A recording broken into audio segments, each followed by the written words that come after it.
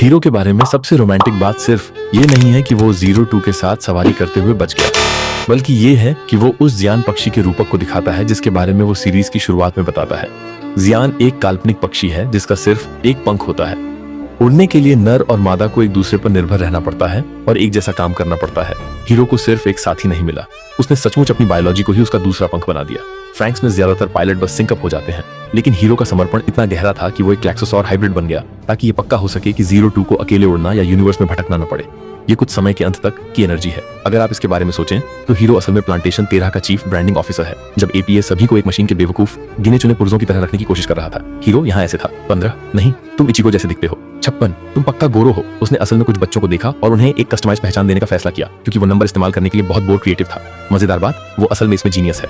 उसने उनके कोड को नामों में बदलने के लिए जापानी वर्ड प्ले गोरोवासे का इस्तेमाल किया। उसी की वजह से उनकी पर्सनैलिटी है। लेकिन उसने नर्सरी में एक छोटा सा नाम रखने का विद्रोह भी शुरू किया क्योंकि उसे ऐसा करने का मन हुआ।